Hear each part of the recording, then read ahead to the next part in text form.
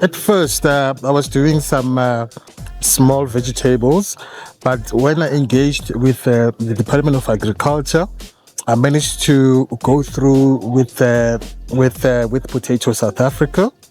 That's when initially, my focus shifted to producing the potatoes. With the potatoes, for me, it works wonders as a farmer. I mean, the good thing with potato farming, it's a crop that actually you can generate money quickly, and it does not take too long to be produced.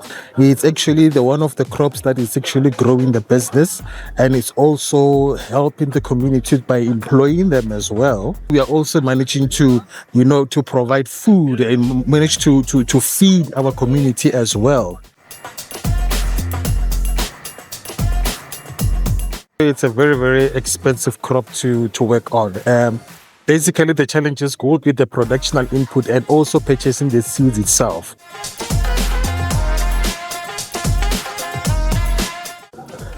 Sure.